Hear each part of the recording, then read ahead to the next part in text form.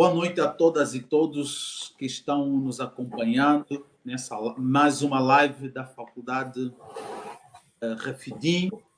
Meu nome é Orlando Golonda, sou um dos professores da casa e tenho hoje a honra e o prazer de conversar com uma colega que é psicóloga também, tem o seu mestrado em educação e nós vamos tecer aqui alguns diálogos acerca dos processos de imigração, especificamente pensando um pouco da migração haitiana, e a gente vai tentar, a partir dessa experiência de trabalho da Miriam, de sua pesquisa, a gente vai tentar, então, conversar alguns aspectos sobre esse processo que impacta diretamente tanto os sujeitos que migram quanto a população que recebe esses imigrantes. Então, nosso diálogo vai girar em torno disso. Obviamente que nós não vamos fazer uma conversa, diríamos, apenas teológica,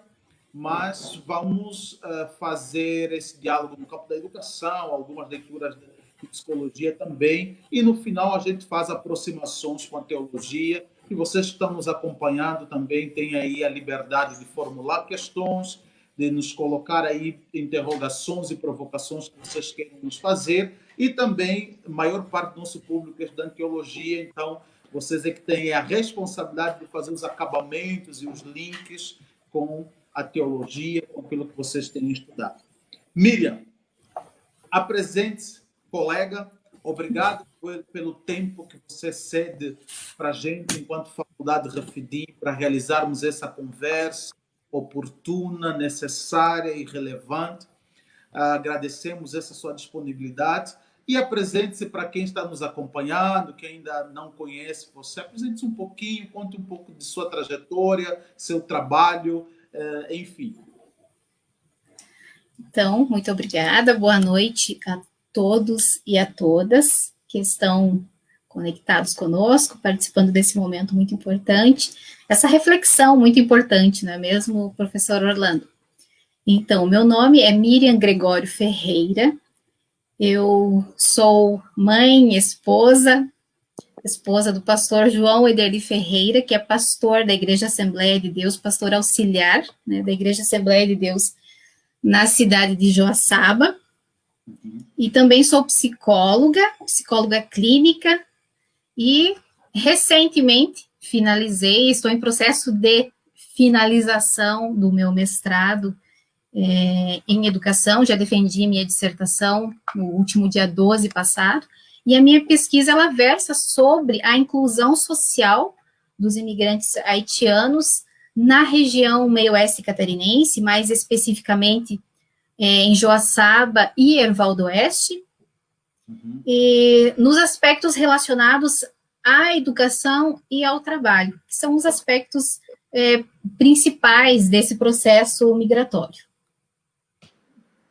Ok, que bom, Miriam. Obrigado pela apresentação.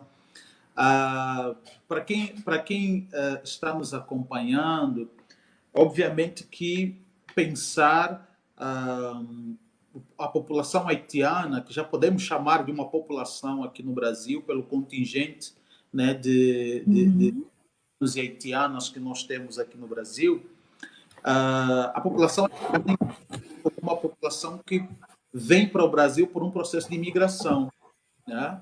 E nós temos muito no senso comum, às vezes, uma dificuldade, inclusive, de compreender o que é uma imigração, o que mobiliza pessoas a migrarem de um território para outro, quais são os processos legais que estão envolvidos nisso, às vezes pensar as tensões, os desafios que esse processo migratório vai gerar. Falo um pouco disso porque eu também sou estrangeiro, eu não sou brasileiro.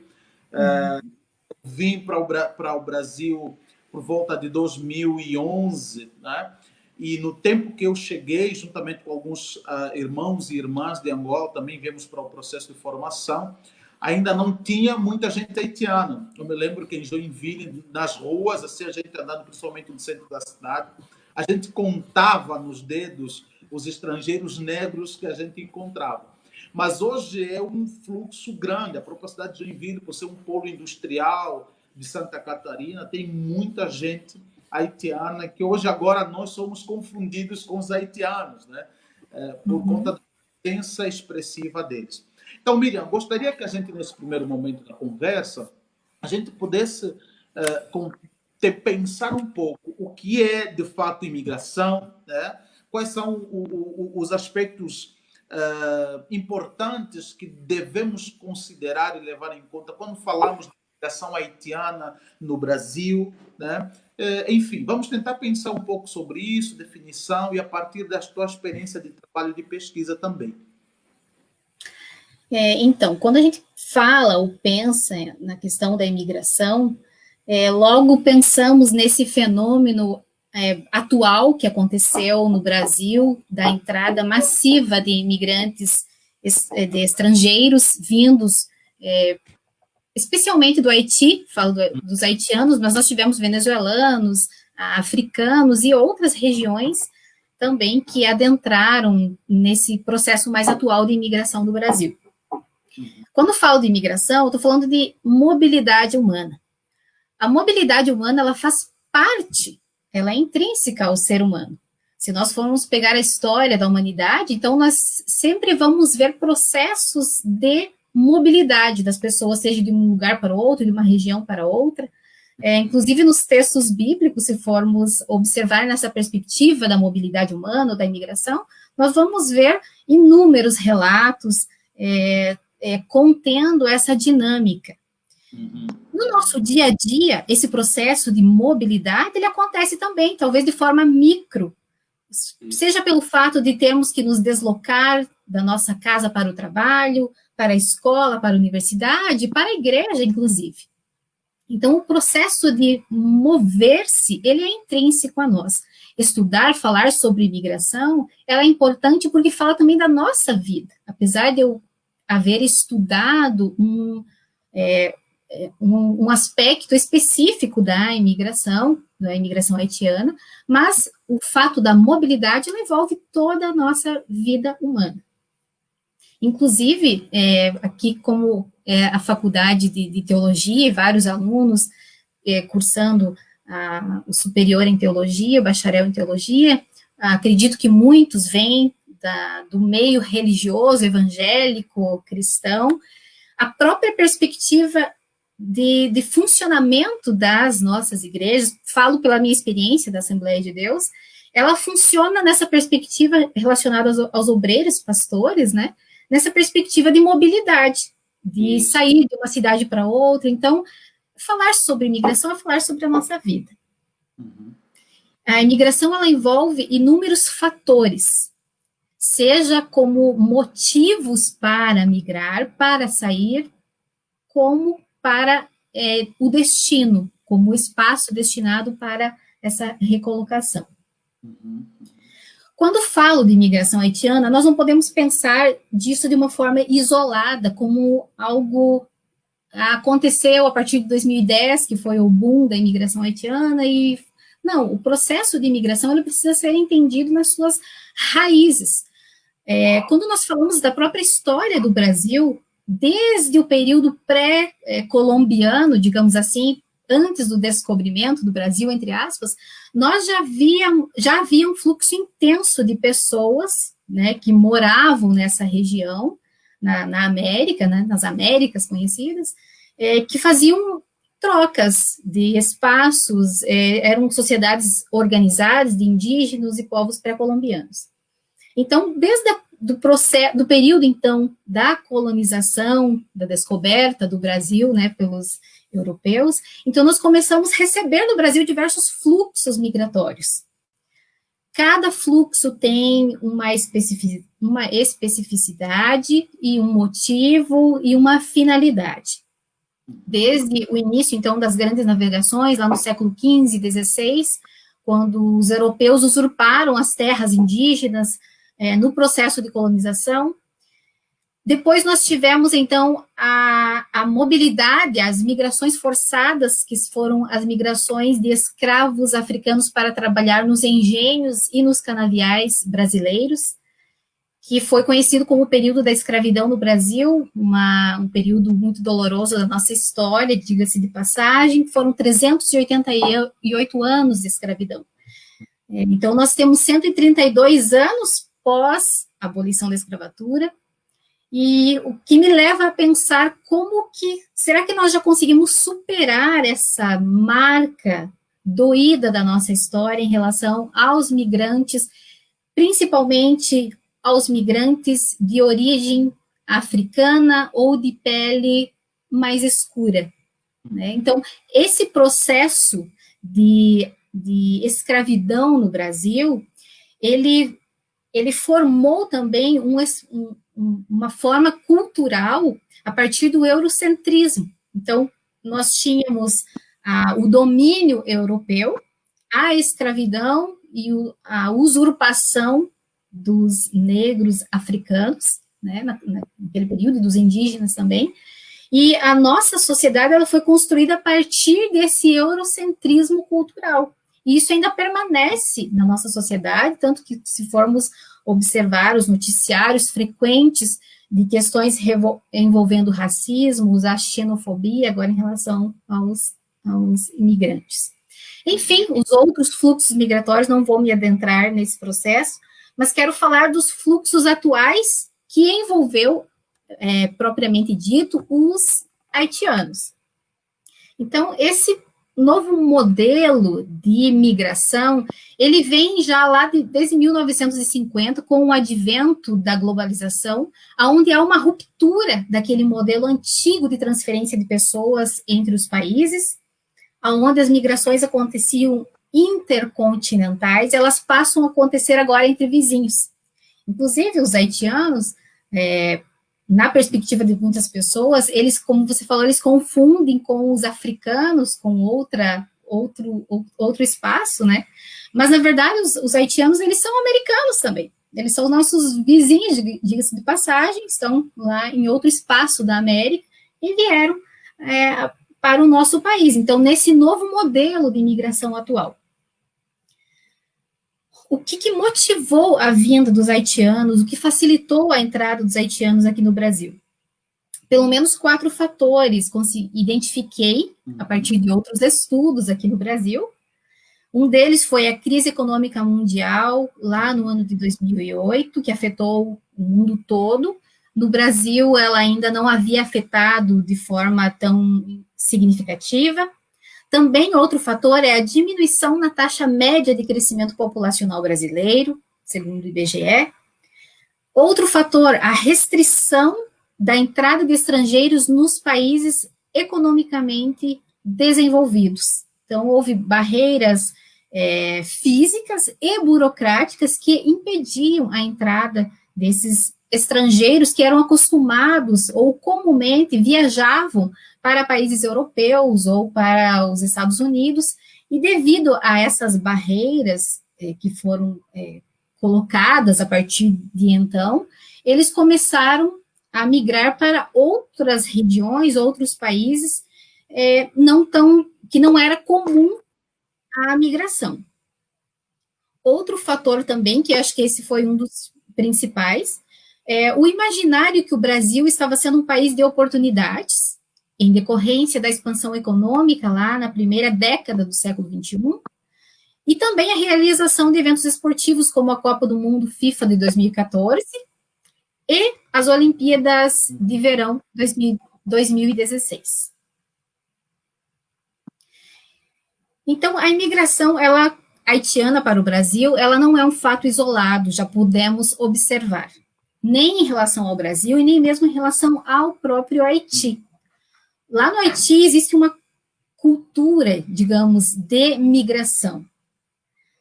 O Haiti tem um histórico de migrações, vários fluxos migratórios intensos, inclusive a diáspora haitiana de 2010, ela compreende o 4º ciclo de diáspora na história do Haiti. Então, tem 3 ciclos anteriores, com um fluxo intenso de pessoas viajando e saindo pelo mundo, em busca do quê?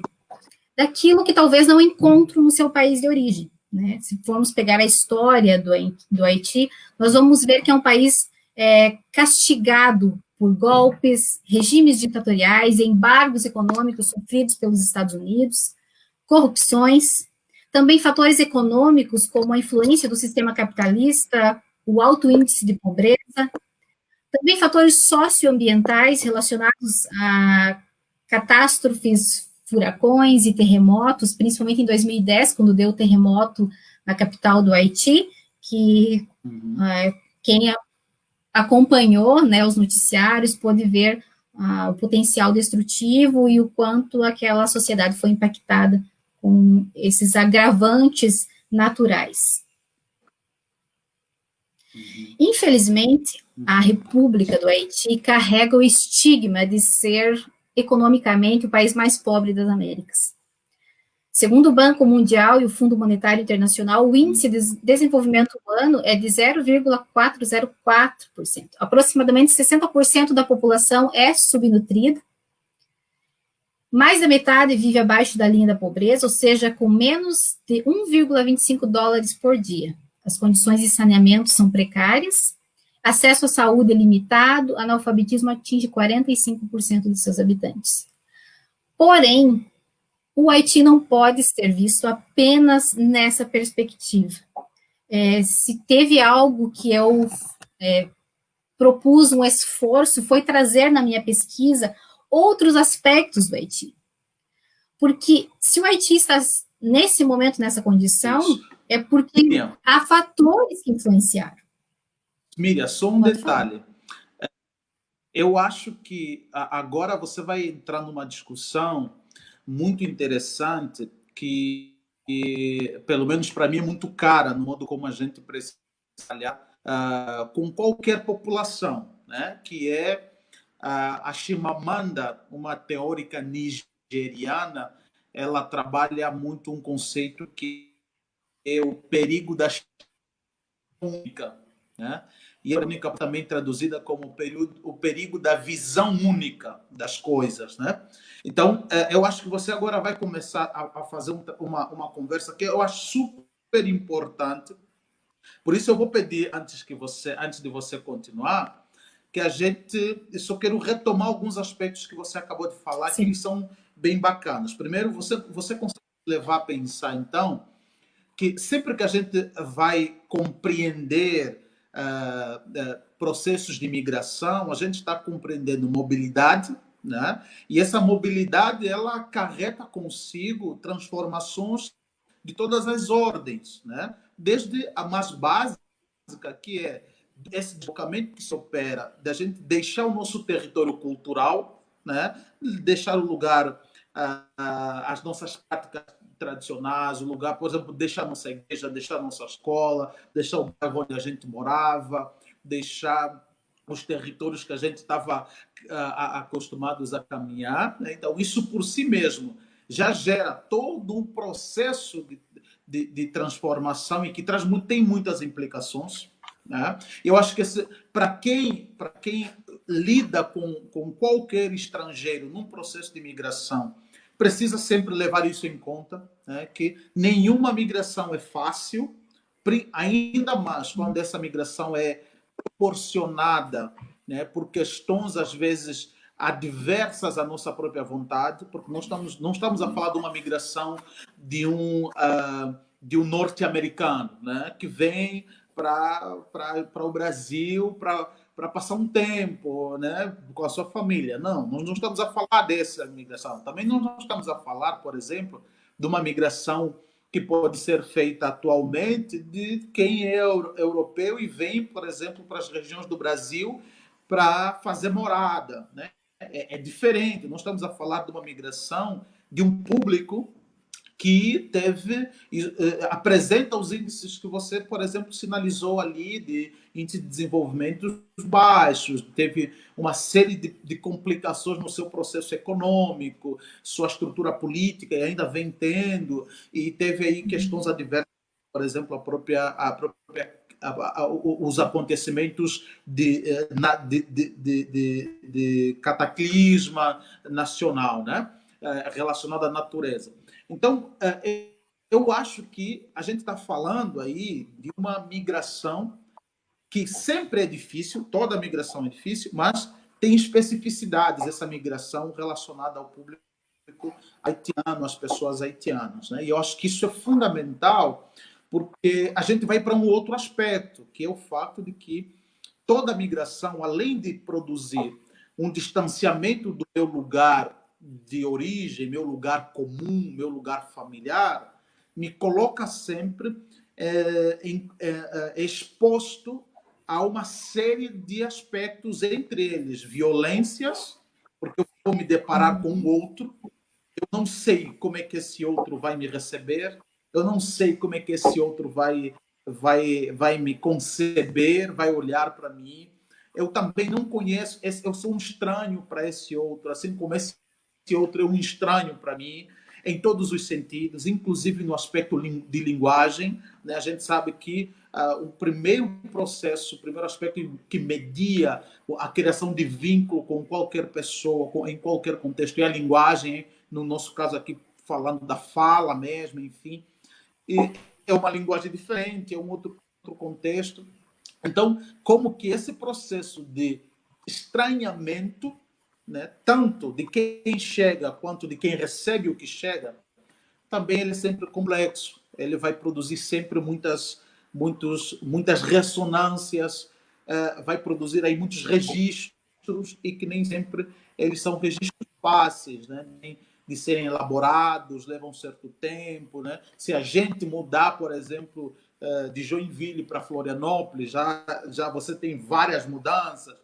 Imagine, então, de um país para o outro no atual contexto. Né? Então, acho que esses aspectos eles são importantes da gente considerar quando vai trabalhar a migração, né? Quando vai pensar os processos de migração, que tem um deslocamento, que tem desdobramentos em vários aspectos, cultural e também, principalmente, também um desdobramento de um aspecto psíquico, né? Afetivo e psíquico, que é o modo como essa pessoa, mobilidade, vai ter aí muitos encontros e o que pode vir desses encontros.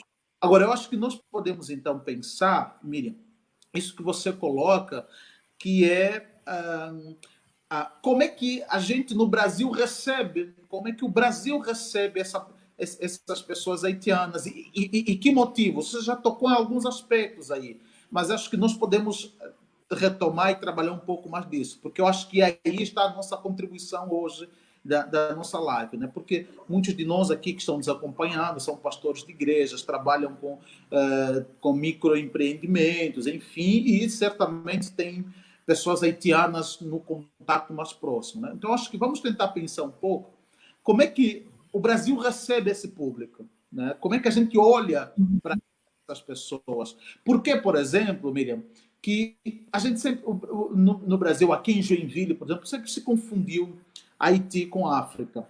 Por que disso? Né? E eu sempre fico me questionando, cara, mas você tem uma geografia, é só ler mapa de geografia, é básico. Eu tenho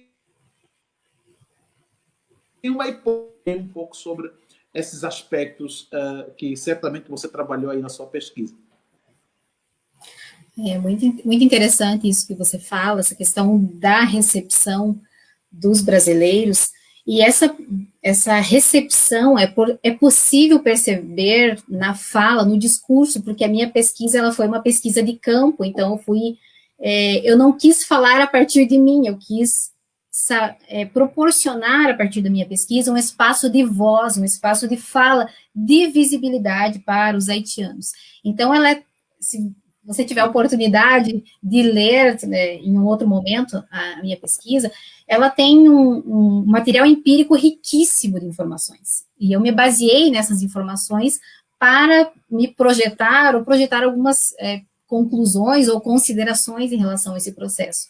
Mas, de fato, quando os haitianos adentraram no Brasil, em 2010, mais especificamente, as pessoas acham que talvez os haitianos nunca tiveram aqui no Brasil. Pelo contrário, a gente sempre teve presença de haitianos no Brasil, que vinham para estudar, basicamente, né, apesar do número ser bem pequeno. Em 2007, nós tínhamos a presença de um haitiano com solicitação de refúgio no Brasil. Então, em 2010, esses números extrapolaram grandemente. Tanto que, se olharmos na sociedade que a gente vive, a gente vê visível esse número, esse aumento significativo de pessoas. A recepção, né, na sociedade brasileira, ela vai depender da região.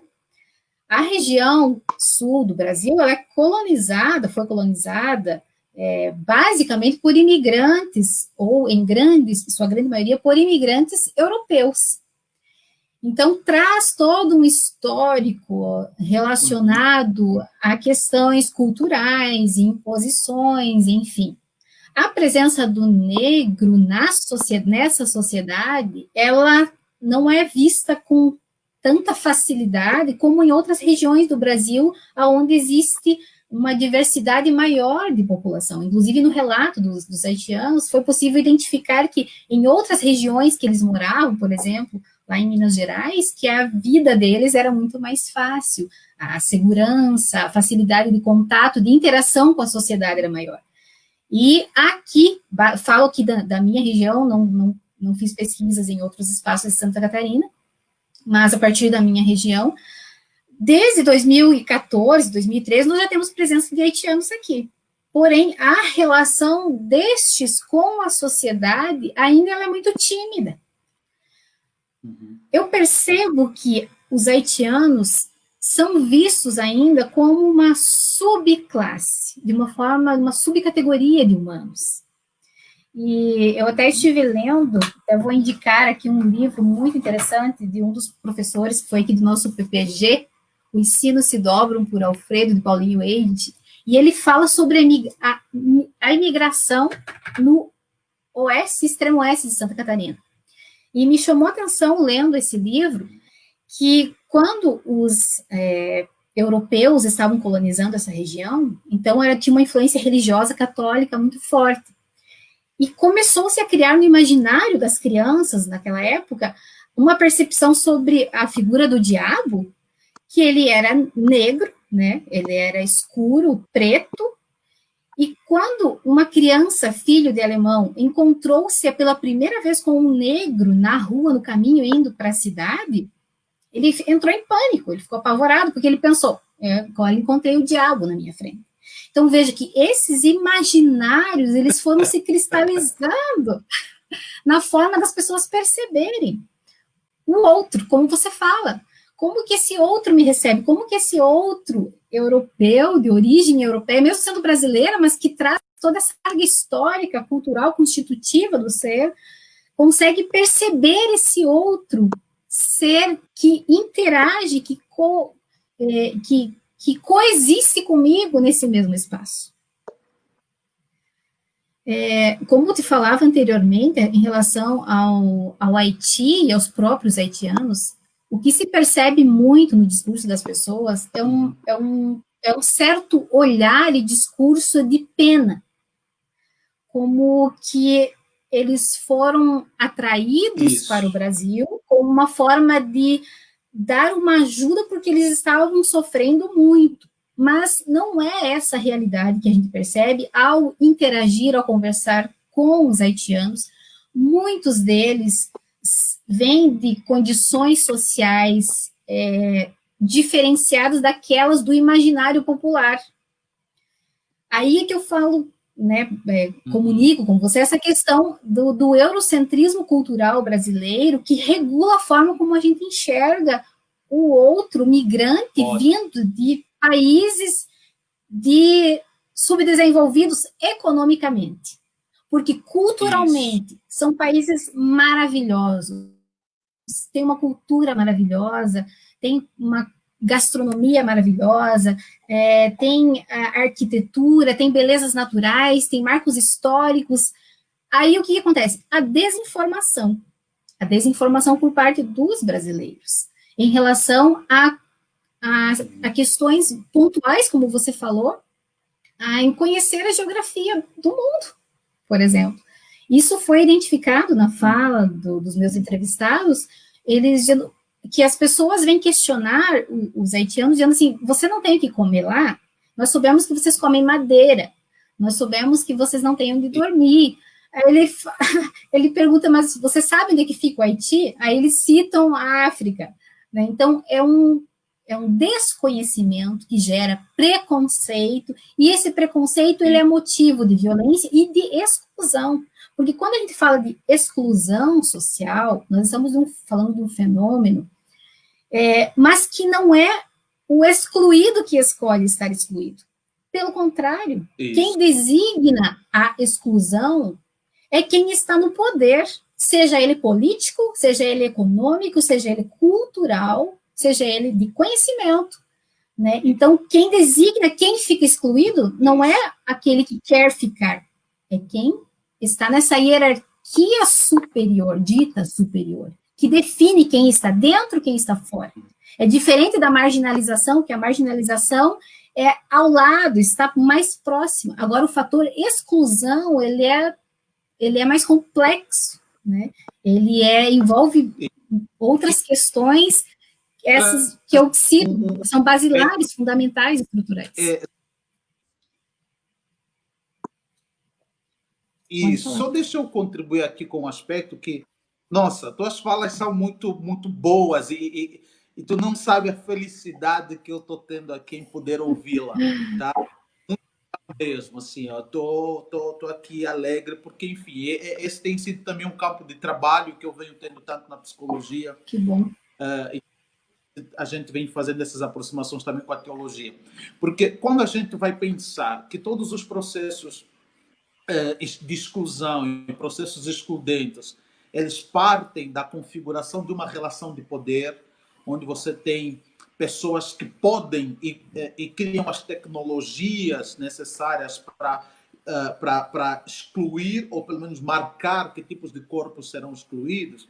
Num caso como esse dos haitianos, a gente está falando que, se isso é verdade, no sentido de que esse público, quando chega no Brasil, ele é um público que, por conta do imaginário que foi produzido de quem é o sujeito haitiano, por conta do não saber, né, desse sujeito haitiano, eu desenvolvo então uma série de práticas e modos de me relacionar com esse sujeito haitiano.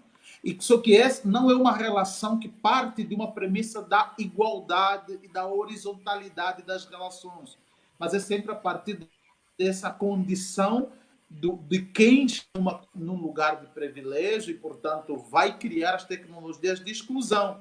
E a gente vê isso nesse sentido, a importância, né, de, por exemplo, uma live como essa, o sujeito, as pessoas brasileiras, as pessoas que não estão nesse lugar da exclusão, quando pensamos na relação com o público haitiano, poderem compreender, né? Porque é a partir desse outro olhar que a gente tem sobre esse processo de imigração e sobre quem é esse outro, que então eu que estou nesse lugar do sem poder, eu consigo criar recursos e mecanismos para não reproduzir essa violência, para não reproduzir esse processo excludente, né? Porque e o que a gente vem experimentando, por exemplo, aqui em Joinville é isso. No texto que eu escrevi um texto, inclusive quem está nos acompanhando e quiser acessar, está publicado na revista Monumenta.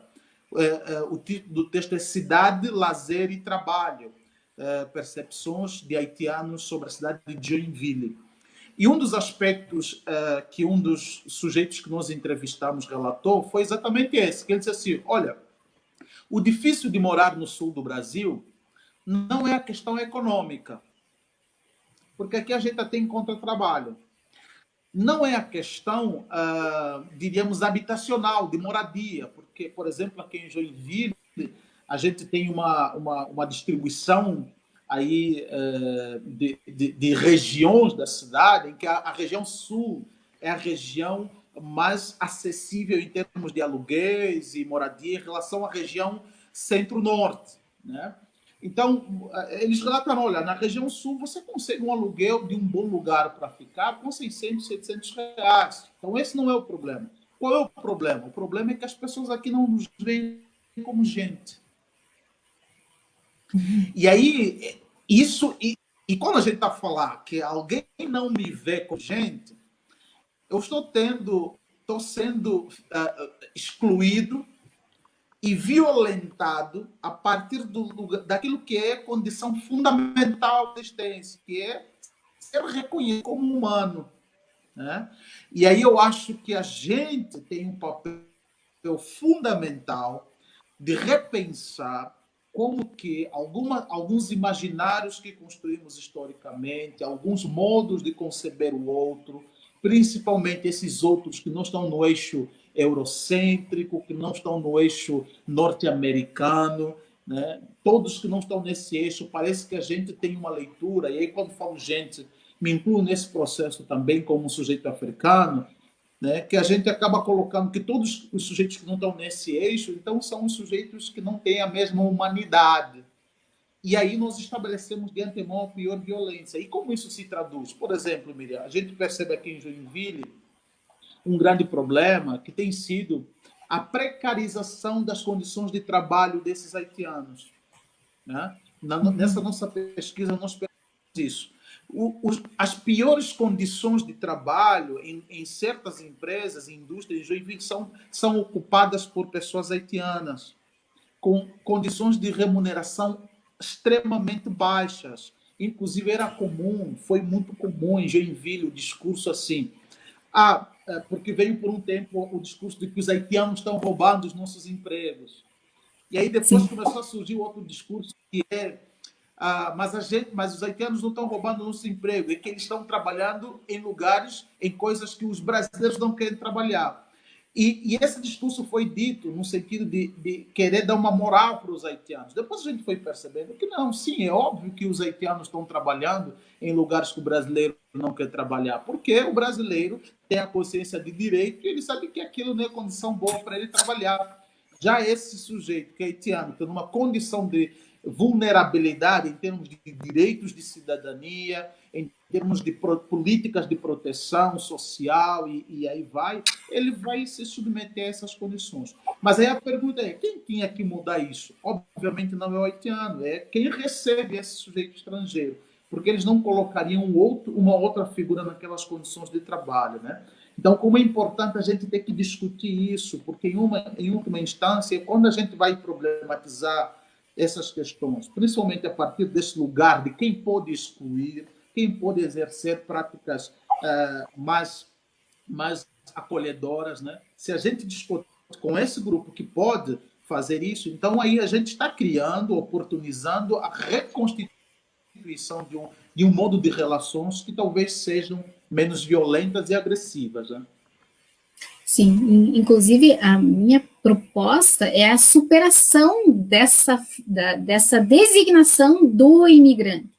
Porque só o fato de você falar imigrante, isso, você já está designando um lugar e um espaço social daquele indivíduo, daquela pessoa. Por que o europeu, ou o norte-americano, ou a pessoa vinda de países desenvolvidos economicamente, eles são recebidos aqui como estrangeiros e não como imigrantes? Por que a designação de imigrante ela vai exclusivamente para esse tipo de população? Então, a minha proposta também é a superação da chamada imigração ou imigrante, apesar de falar, citar isso na minha pesquisa, mas a pretensão é a superação desse espaço, porque isso também é um definidor de lugar, né? Até porque o estrangeiro no Brasil, ele é visto como uma pessoa de bem, né, que vem passar um tempo, ele vem passar um período de tempo, ele tem dinheiro para gastar no Brasil. O imigrante, ele é visto como invasor, né, como que veio roubar, né, recursos, espaços, que veio trazer doenças. Então, é a superação dessa nomenclatura, inclusive, do imigrante, relacionado a pessoas que vêm desses espaços sociais ou desses países. Até porque migrar é um direito. É muito importante enfatizar isso. Não existe essa história de que, por que vieram, então que voltem, né? Que aqui não é o lugar de ninguém. Migrar é um direito. Inclusive, ele é definido pela Declaração Universal dos Direitos Humanos e pela Constituição Federal Brasileira, que proclama o direito à dignidade humana, à liberdade de locomoção e residência, proteção e cidadania dos brasileiros, nascidos aqui, dos estrangeiros que moram aqui. Então, são pessoas de direitos, não são pessoas apenas de assistencialismo. A minha proposta é trazer os haitianos residentes aqui no Brasil para fazer parte da comunidade. E quando se fala de imigração, com essa questão que você citou, do imigrante vir aqui para roubar empregos, isso é uma falácia. Até porque a concentração de estrangeiros no Brasil, atualmente, ela está em 0,9% em relação à população total. Ele está abaixo do índice da média mundial, que é estimado em 3,4%. Então, esse também é um fator de definição de desenvolvimento de um país, por exemplo. Então, cuidar dos nossos imigrantes, dos estrangeiros que residem aqui, também é um fator de desenvolvimento do próprio país, o desenvolvimento econômico, social.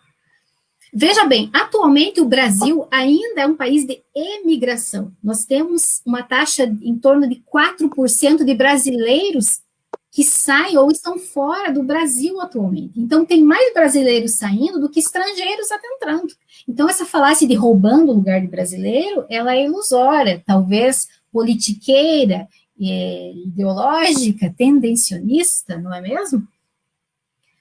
E outro fator que eu acho muito interessante, porque, infelizmente, eu ouvi e ouço, acompanho falas, inclusive de pessoas religiosas que são contra a imigração, que eu acho um pouco estranho esse discurso, até porque se pegarmos a própria Bíblia, a palavra de Deus, nós vamos ver inúmeras questões falando sobre esses aspectos, o acolhimento aos imigrantes, baseados num discurso norte-americano, por exemplo, né, dos Estados Unidos, Trump. Só que nós não podemos comparar Brasil com os Estados Unidos, porque a taxa de imigração dos Estados Unidos, de estrangeiros, está em mais de 12% em relação à população daquele país. É muito diferente, é muito superior. Não dá para usar o mesmo discurso com uma outra realidade. Quando você fala de enxergar a realidade a partir de outras lentes, de outros olhares, é isso. É não pegar discursos prontos, dados aleatoriamente, e sair por aí, repetindo, replicando, sem conhecimento, sem busca de causa, sem conhecimento de causa, principalmente entre os cristãos e religiosos, vamos considerar assim, né? Sem falar nos demais setores da sociedade, não é mesmo? Que legal. Que legal. Miriam, eu acho que você nos provoca mais uma vez. Miriam, já vou conversar com o pastor Clayton, que a gente vai repetir essa live, tá, Miriam? Vamos fazer mais uma parte do... Nossa, sim. Tem muitos assuntos, né? Que achado foi esse do pastor Clayton ter te trazido para conversar com a gente? Então, Miriam, olha só, você levanta uma questão que acho que nós poderíamos também tentar... Enfim, tu poderias falar um pouquinho mais, por exemplo, que é esse imaginário que se tem do imigrante e a diferença que se entende do imigrante e do estrangeiro, né? E como que esse imaginário vai articular sentidos do modo como a gente vai estabelecer essas relações. E aí, eu acho que, embora a tua pesquisa ela foi focada no contexto educacional e relativamente de trabalho, também, a gente pode começar a pensar um pouco também disso no contexto religioso, intra-eclesiástico, até porque nós também transitamos nesse lugar aí, e certamente conseguimos ler algumas coisas desse lugar, né? A minha intuição, aliás, não intuição, mas uma percepção a partir de falas, a partir de discurso, a partir de posicionamentos, né? E que não foi só contra haitianos, para haitianos, mas também, inclusive, a gente como africanos, né? Que é a ideia de que todo imigrante ele vem sempre numa condição de uma certa subalternidade. O imigrante vem numa condição de subalternidade, de precariedade, e que em alguns momentos é verdade, tá? A gente, quando vai pensar, por exemplo, em pessoas, irmãos haitianos que vieram para cá, estão nos nossos contextos religiosos, muitos deles não têm trabalho, chegam sem condições de habitação, e é óbvio que eles estão numa precariedade e fragilidade econômica e social gigante, né? Mas qual é a grande questão? A grande questão é que esses sujeitos acabam sendo lidos a partir e somente por isso. E, portanto, toda a relação que se estabelece com esses sujeitos é sempre uma relação de oferta de serviços, oferta de donativos, oferta de... e nunca uma relação de troca cultural entre iguais. Nunca uma relação que parte da premissa de que eles vêm para somar conosco. Eles têm leituras de mundo, têm visões de mundo, têm perspectivas culturais, perspectivas éticas, modos de pensar a vida que são diferentes das nossas, e a gente precisa aprender e conviver, porque hoje o mundo é isso, o mundo é esse constante encontro entre várias culturas e várias visões. Mas me parece que isso no contexto nas nossas igrejas, nós não estamos conseguindo fazer esse diálogo. Então, esses sujeitos são sempre os sujeitos que são tidos como sujeitos que a gente vai ter que dar alguma coisa. Inclusive, resumimos seus trânsitos na igreja a isso. Né? Já foi comum, Miriam, tipo, a gente chegar à igreja e outros... e as pessoas trazerem para nós sacolas de roupa, entende? E sem me perguntar, ou sem perguntarem, por exemplo, dizer assim, o que vocês estão precisando? Né? Podemos ajudar de alguma forma? Então, você percebe que é um auxílio que parte de uma leitura imaginária de quem é o outro. Né? E em tua perspectiva, a partir das discussões da pesquisa, como é que tu acha que a gente deve encaminhar essas questões, tensionar isso, de que modo e que práticas a gente deve começar a desenvolver dentro do espaço eclesiástico? Esse é um fator muito interessante que você cita, e eu, inclusive, observo nos meios religiosos a presença de haitianos, inclusive, foram os primeiros espaços sociais que eles procuraram para interação no Brasil, até porque o Haiti é um país que tem um grande contingente de pessoas cristãs, então eles, ao chegar, primeiro foram procurar esses espaços. Entretanto, apesar das igrejas disponibilizarem espaço para culto, para que eles tenham seu momento a partir da sua cultura, na sua língua, né, na sua linguagem, no seu jeito de cultuar, o que eu percebo é que não há uma inserção efetiva. E isso é reflexo da sociedade, entende? Não é um problema só da igreja. Para você ter uma ideia, dos meus entrevistados, vários são religiosos, todos pertenciam a algum espaço religioso. Mas o único espaço que foi citado como um espaço de interação social foram os testemunhas de Jeová. A única instituição religiosa que foi citada pelos haitianos como um espaço de troca cultural.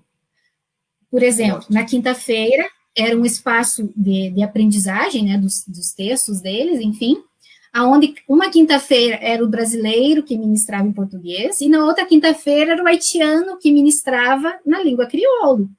Tanto que os brasileiros aprenderam a falar o idioma deles, e ele diz que falam até melhor do que eles. Por quê? Porque há essa troca, porque não é só dar o lugar, é como na sociedade, não é só deixar estar lá, é inserir, não é só incluir, é inserir, também essa minha proposta de superação, é inserir, é dar espaço, é troca, é respeito a esse outro. Quando a gente fala da adaptação deles aqui no Brasil, você precisa, conhece talvez esses discursos, o esforço que eles fazem para suprimir aquilo que eles gostam, acreditam, sua cultura para se adequar ao modus vivendi do brasileiro.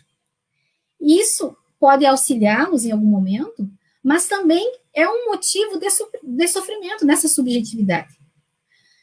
Quando você fala em relação aos espaços religiosos, mas eu quero voltar um pouquinho na questão da precarização do trabalho, porque a gente observa, talvez superficialmente, essa questão de por que eles estão nesses espaços precarizados. Se vê, todos os haitianos, ao adentrarem no Brasil, mesmo com atestados de escolaridade, eles são admitidos aqui como analfabetos. Então, como que alguém vai dar trabalho para um analfabeto? E por que que isso acontece?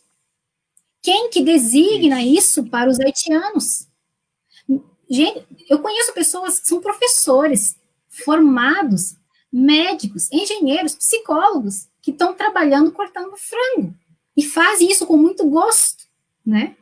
Inclusive, podem ser considerados atualmente como os heróis diante da pandemia, porque estão lá enfrentando o trabalho para não faltar alimento na mesa dos brasileiros e para mover a economia da nossa região. Basicamente, ela é pautada na agroindústria. Então, também são heróis nesse momento de pandemia. Mas ainda são vistos como subalternos por causa desse imaginário que precisa ser superado. Precisa ser superado por uma mentalidade. Vou pegar aqui um gancho do Evangelho, do Cristo, uma mentalidade de Cristo, né, de considerar o outro como igual, como digno, assim como eu. Eu trabalho com os haitianos já desde 2015, meu primeiro contato acadêmico com eles, mas desde antes, como eu sou esposa de pastor, então a gente acabava recebendo eles na igreja, nos templos, né?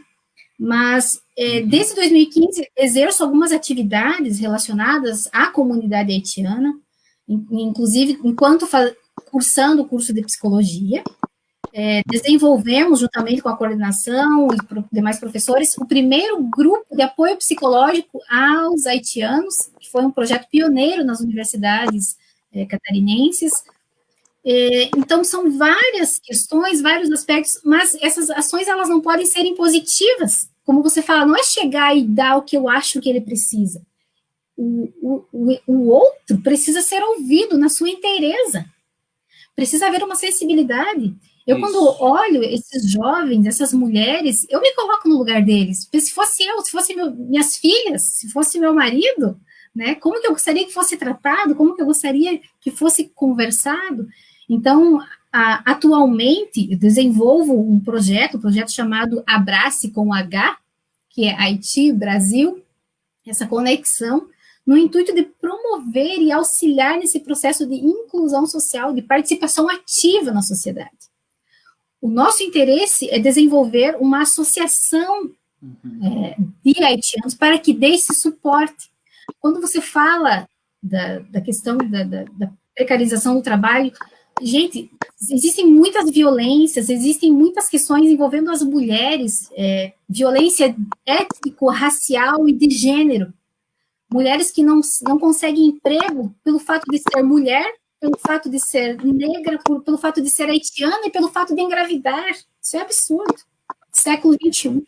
Isso precisa ser problematizado. E enquanto igreja, a gente também precisa olhar para a sociedade. É muito comum esse discurso de que nós não somos deste mundo, né? Fala popular, nós não somos isso. Nós estamos aqui como atalaias de Deus também para denunciar, para problematizar a sociedade que vivemos. Nós não podemos nos calar diante das injustiças. Isso é um papel relevante, um papel social da igreja. Não ficar brigando por questões adversas, enfim, que não fazem sentido, mas é olhar para essa sociedade. Se nós formos pegar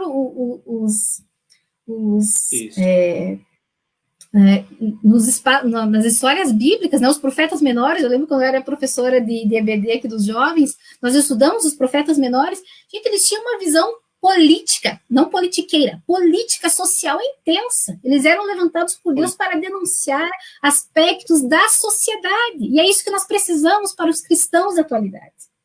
Não um discurso raso, superficial, mas nós precisamos adentrar, olhar além da aparência, porque olhar a superfície é muito fácil, todo mundo enxerga, mas nós precisamos ter os olhos, o coração, a mente de Cristo para enxergar o ser humano na sua essência, na sua integralidade.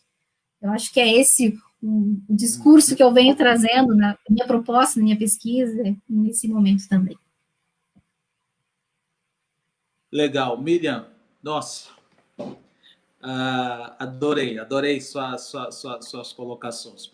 Tem algumas questões que o pessoal está fazendo e que eu acho que, de alguma forma, elas já foram respondidas na sua fala, mas talvez, né, até para a gente honrar aqui esse esforço dos colegas que colocaram as questões, eu Ok. vou ler alguma delas aqui. O Paulo Júnior é acadêmico do curso de teologia.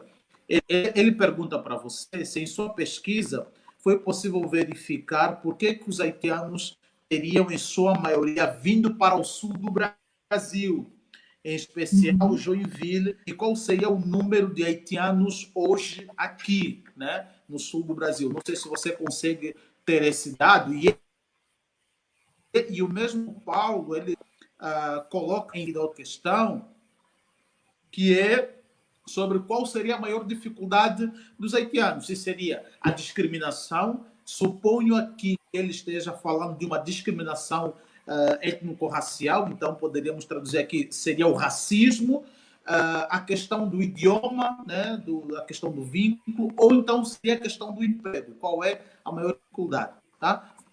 Essas são as duas questões super importantes que o Paulo coloca. Uhum. Muito bem, Paulo, muito obrigada por suas perguntas. Então, a região sul do Brasil, ela apresenta a maior concentração de haitianos, segundo um pesquisador, né, Oliveira, 2017, 59,2% dos haitianos que estão no mercado formal do Brasil, eles estão na região sul. Seguidamente vem a região sudeste e as demais regiões. Em Santa Catarina, os imigrantes haitianos, eles centralizam-se nas cidades de Blumenau, Brusque, Chapecó, Criciúma, Florianópolis e Joinville. Eu não tenho dados do número de haitianos dessas regiões. Eu me concentrei na região oeste e meio-oeste, porém, algo que é interessante pontuar é que nós não temos números.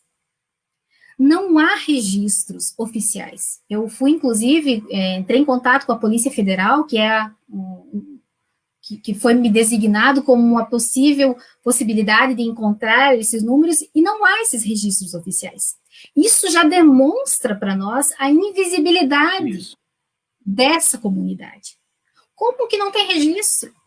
Como que não tem dados oficiais? Aqui em Joaçaba e Erval do Oeste, por exemplo, nós não temos dados oficiais.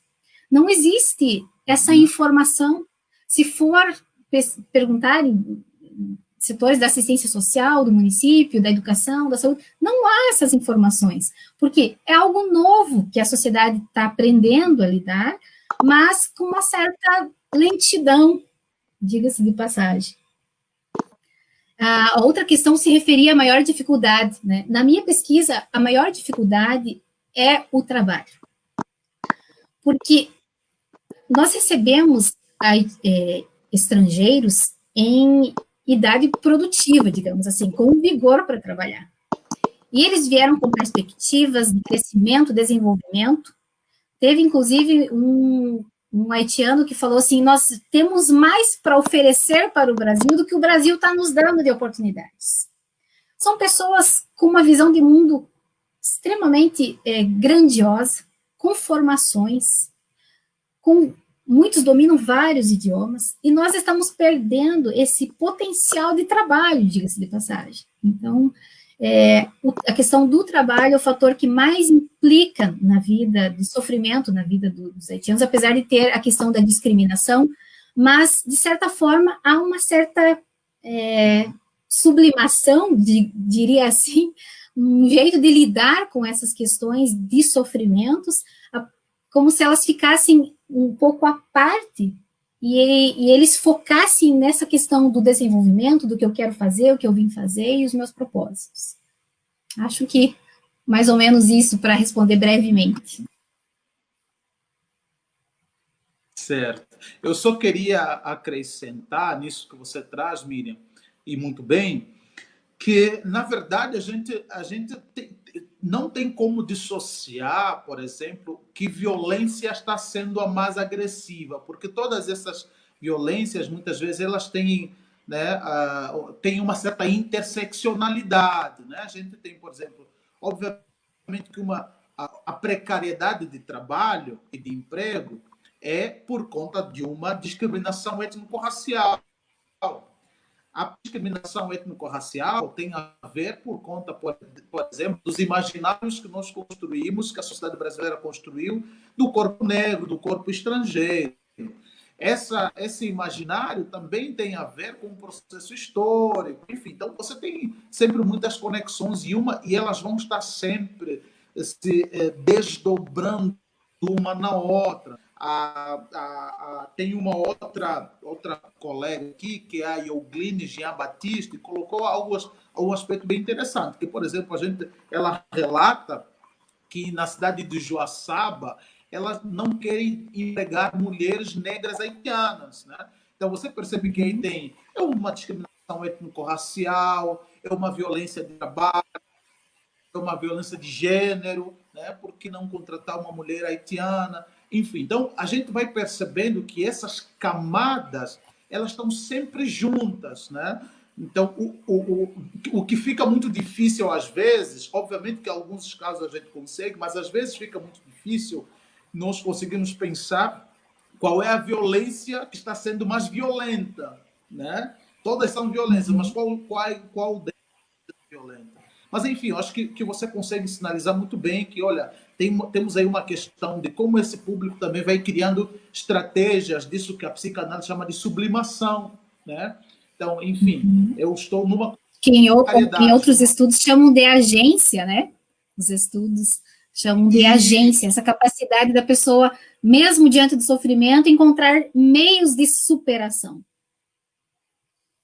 Exatamente, essa condição da agência, da sublimação, é muito interessante, porque ele vai fazer a economia, o cálculo, né, do que é possível agora. Bem, sou estrangeiro, não tenho as mesmas condições de direito diante do cidadão nacional, estou numa condição de discriminação étnico-racial, precariedade de trabalho, enfim. Mas o que eu preciso agora? Bem, eu preciso agora manter minha casa, manter filha e tal. Eu vou criar aí condições de resistência para lidar com tudo isso, mas garantir o meu trabalho.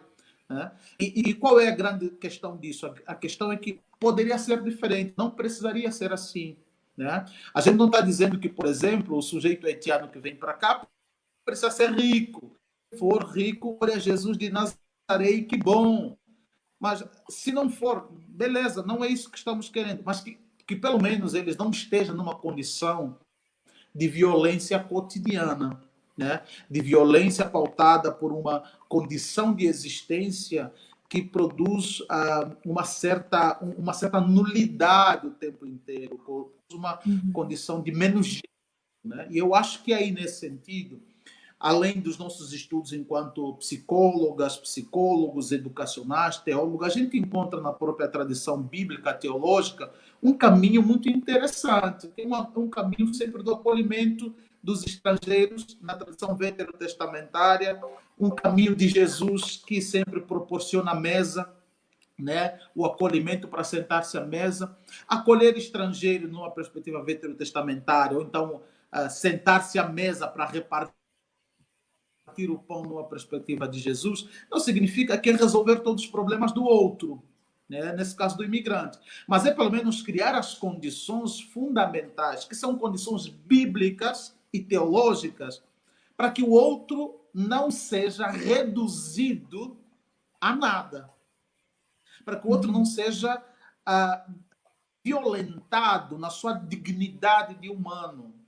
E aí eu quero propor algumas coisas bem básicas de como a gente chama para a mesa, por exemplo, o imigrante haitiano, imigrante. Sabe, a primeira coisa é, teóricos, como tem um teórico como que eu leio muito, assim, tenho certo afeto, que é um teórico africano, Achille Mbembe.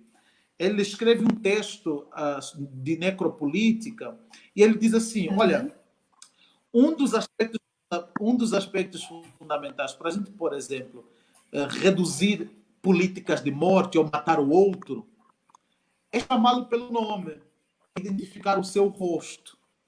Então, esse é um aspecto muito simples, ele é fundamental para conhecer o outro, chamar pelo nome. E o que é chamar pelo nome? Gente, como é que a gente está aqui, um país no mesmo continente americano, e a gente não conhece que esse Haiti está aqui no continente americano, quer dizer que está em África. Então, o desconhecer é uma forma de matar. Na medida que eu, ao desconhecer, eu não crio condições para chamar a pessoa pelo nome, para chamar a pessoa pelo lugar que ele vem, para compreender a história dessa pessoa. E como é que a gente está cheio de informações na internet, a gente está. Eu sempre fico intrigado com isso, porque, Miriam, se você perguntar para o cara mais tranquilo assim, oh, você conhece onde é Grécia?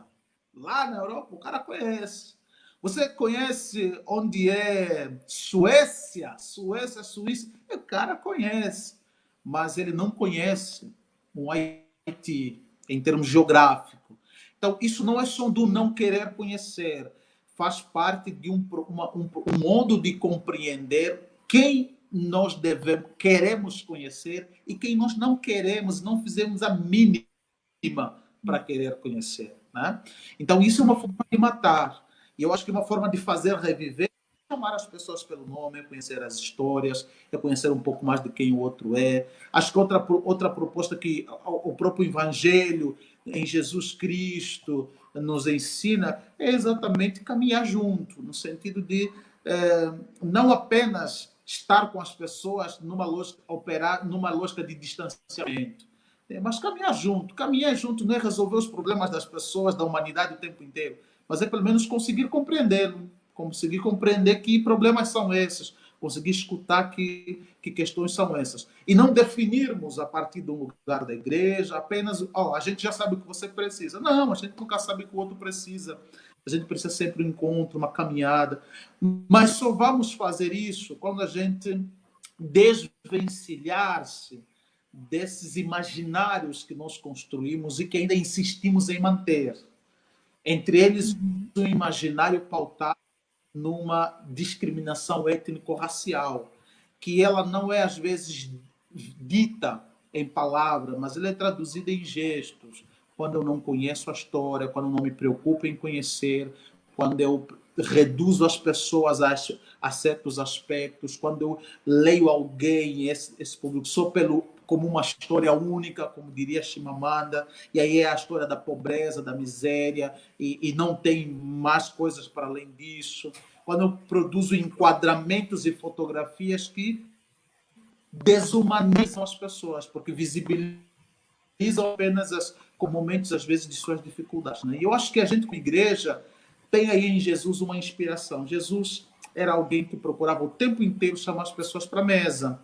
Né? E a tradição profética era sempre, apontava sempre, lembrava sempre para os reis, para os sacerdotes, para a elite religiosa, lembrava sempre: ei, cuidem dos estrangeiros, porque uma vez vocês foram estrangeiros também. Né? Enfim, então acho que são caminhos aí que a gente tem na igreja, a partir das contribuições de pesquisas como a sua, na educação, leitura da gente na psicologia. A gente precisa ouvir esses saberes e trazer para a igreja no sentido de perguntar assim, não vamos resolver o problema todo, mas o que a gente pode fazer e fazer bem, além de oferecer só um culto? Né? O que a gente pode fazer bem e bem feito? Né? Eu acho que esse muito, aí é um... Eu gosto muito de falar que nós podemos não mudar o mundo, mas nós podemos mudar o mundo de alguém. Um olhar diferenciado, isso, um abraço, um sorriso, pode mudar o dia, a vida de alguém. Então, eu já mudei o mundo de alguém. E isso pode reverter nas suas gerações, por exemplo, uma atitude direcionada a um estrangeiro, eu posso estar impactando a vida dos seus familiares lá em outro lugar do mundo, por exemplo. Então, a gente não consegue mensurar e medir esse alcance dessas ações.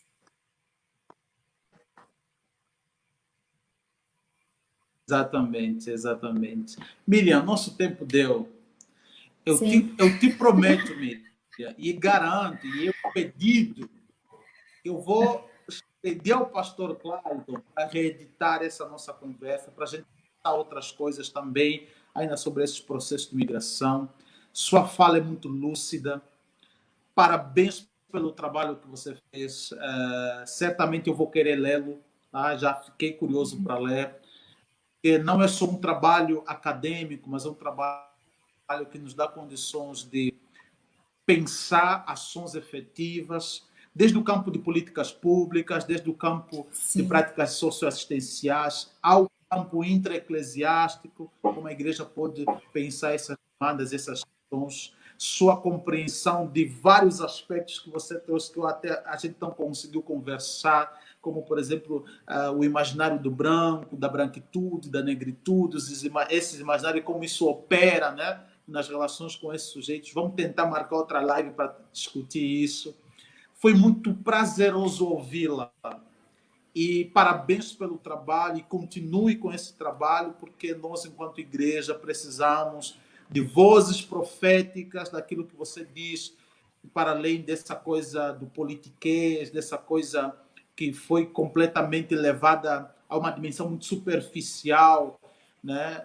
Precisamos de vozes como as tuas, ou como a sua, que é uma voz profética, no sentido de operar críticas para nos auxiliar a perceber o que nós não estamos conseguindo perceber. Uma satisfação enorme em poder conhecê-la e conversar com você. Sinta-se à vontade para vir mais vezes. Vamos te convidar, tenho a plena certeza. Enfim, tem aí um tempinho para também te despedir dos nossos estudantes. Vamos nos encontrar novamente, sim, foi um prazer participar desse momento, e parabenizo todos os estudantes de teologia. Meu esposo também é professor de teologia do curso básico e médio aqui em Joaçaba há uns 8 anos, então ajuda a formar, né, novos obreiros nessa perspectiva da teologia, e parabenizo aos que estão nesse processo, e quero deixar aqui minha palavra de incentivo, principalmente as mulheres, as esposas de obreiros, para que busquem o conhecimento, busquem esse empoderamento, né? Eu lembro que uma época havia muita ênfase de designar as esposas de pastores, me lembro de alguns discursos, você pode ir lá arrumar teu cabelo, mais do que isso. Se você tem desejo, volta para os bancos escolares, termina seus estudos, faça uma faculdade, faça uma formação, faça uma especialização, busque conhecer, incentive seus filhos ao conhecimento, porque nós, na sociedade da informação, nós precisamos de pessoas que tenham conhecimento, que saibam selecionar, analisar e criticar aquilo que é jogado nas nossas casas pela internet, esses meios de informações que chegam até nós. Muito obrigada e um abraço especial a todos e todas. Amém. Obrigado, Miriam. Valeu. Deus abençoe você. Aos nossos queridos estudantes, Deus abençoe vossa caminhada, vossa atividade e processo de reflexões. Passamos ali embaixo na nossa tela os nossos cursos. Estamos agora com cursos livres disponíveis para vocês, né? Curso de Teologia da Espiritualidade, Teologia, História e Teologia do Pentecostalismo. São cursos livres que você pode adquirir na nossa loja, né? Que é loja.faculdaderefidim.edu. Compre um curso, estude, além das disciplinas curriculares que nós temos, para que você cresça da melhor maneira possível. Abraços a todos, Deus abençoe, nos encontraremos então na próxima live, que será a próxima quarta e quinta-feira. Tchau, tchau. Tchau, tchau.